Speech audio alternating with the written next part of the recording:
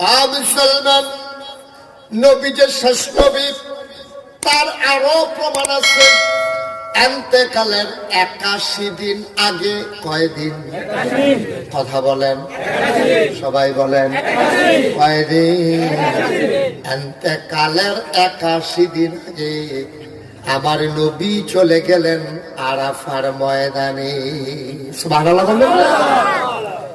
তো যেই কথাটা কইতাম যে আমার নবীজি এন্তেকালের কয়দিন আগে না কথা কোয়া লাগবে, টিপ সাইডের নাবি যেটা কই একটু ফটো করে গেলে আপনারা জিগান। তো সেই কথাটা বলতেছিলাম এন্তেকালের। মাশাআল্লাহ, সচেতন শ্রোতা। আমি তো মনে করছিলাম কিরকম জানি না, ভালো সচেতন মাসে আমিন কর। তো এন্তেকালের 81 দিন আগে নবীজি গেছে আরাফার ময়দানে। যারা হজে গেছেন তারা দেখছেন আরাফার ময়দানে ছোট্ট একটা পাহাড় আছে। পাহাড়টার নাম হইল জাবালে রহমত। এই জাবালে রহমত পাহাড়টার কেনারে নবীজি একটা উটের উপরে বসে আছে। বিকাল বেলা, মধুলি লগ্ন, পরন্ত বিকেল, সূর্য ডুবো ডুবো প্রায়। সূর্যের সোনালী রক্তকোণ আমার নবীর চেহারা মোবারকে পড়তেছে। সুবহানাল্লাহ বলবেন না? আমার নবী কি অসুন্দর না সুন্দর? কম না বেশি? প্রমাণ আছে নাকি নাই? শামাইলে তিরমিজি হাদিসের একটা কিতাব আছে।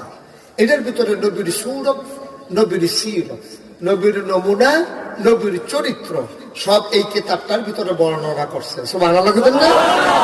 বিক্ষিপ্ত ভাবে নানান কথা আছে। ওই জায়গা থেকে আমি একত্রিত করে আপনাদের জন্য কিছু কথা নিয়ে আসছি। যে নবীজি কেমন এটা আপনাদের সামনে আমি একটা বর্ণনা দেব। আপনি কল্পনায় আপনি আবার দান করে নিতে পারবেন আমার নবীজি কেমন ছিলেন। সুবহানাল্লাহ বলবেন না? তো নবীজি ছিলেন মধ্যম আকৃতির, একেবারে লম্বাও না আবার একবারে খাটোও না।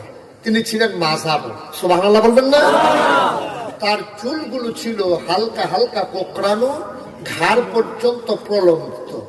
তিনি চুলের ভিতরে তৈল দিয়ে যখন আছড়াতেন তখন দূর থেকে সাহাবারা অবাক বিস্ময়ে তাকিয়ে থাকতেন। মনে হতো চুলের মাঝে যেন মৃদুমন্দ ঢেউ দেখা যায়।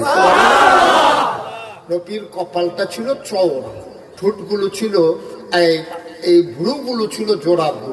আমাদেরটা যেমন মাঝে দিয়া ফাঁক না, কিন্তু নবীরটা ছিল একসাথে লাগা। সুবহানাল্লাহ বলবেন না?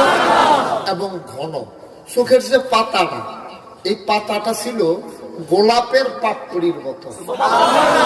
আপনি যদি একটা গোলাপ ফুল থেকে টান দিয়া গোলাপি রঙের একটা পাপড়ি ছিঁড়েন, এটা নাকি ঠিক যেমন দেখা যাবে। নবীর চোখের পাতাটা ছিল এই রকম। তিনি কখনো বা যখন চোখের পলক ফেলতেন মনে হইতো মৃদুমন্দ বাতাসে গোলাপ পাপড়ি যেন দোল খাইতেছে। নবীর চোখগুলো ছিল বড় বড়, সাদা অংশ ছিল রক্তিম সাদা, লাল লাল সাদা, কালো অংশ ছিল কৃষ্ণ কালো।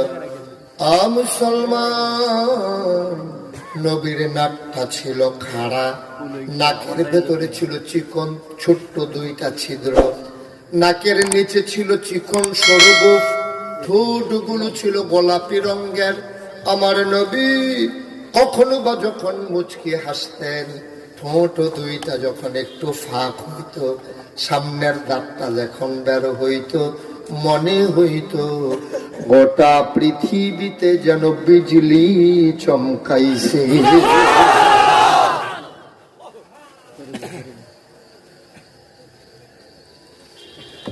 আমার নবী কেমন ছিলেন আজকে মন দিয়ে শুনে যাবা ভাই।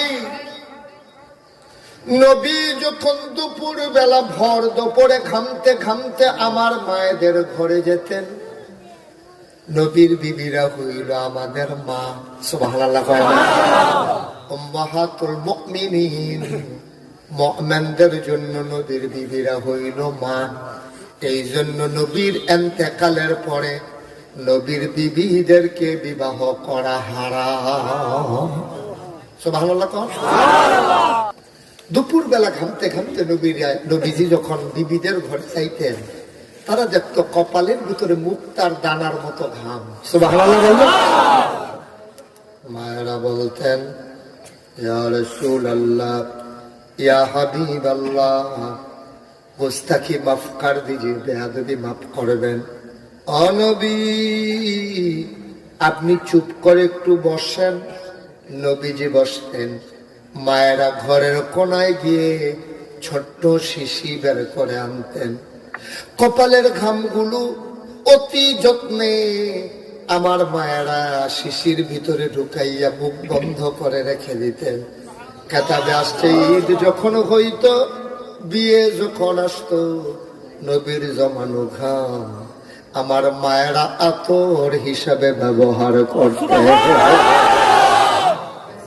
একজন সাহাবা নবীর দরবারে আইসা কয়, আসসালাতু আসসালামু আলাইকা ইয়া রাসূলুল্লাহ, হে নবী আপনাকে সালাম।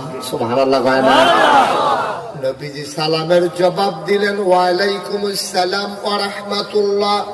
সালামের জবাব দেওয়ার পরে ওই নবীর আদরের সাহাবা মুস্কি হেসে কয়, নবী গো, আমার মেয়ে গতকালকে বিয়ে হয়েছে, আপনি তো আমার রুহানি পিতা, আপনার মেয়ে আমার মেয়ে হইল আপনার নাতিন, আমার মেয়ের যে বিয়ে হইল, আপনি কি আমার মেয়ের বিয়েতে কোনো উপহার দিবেন না?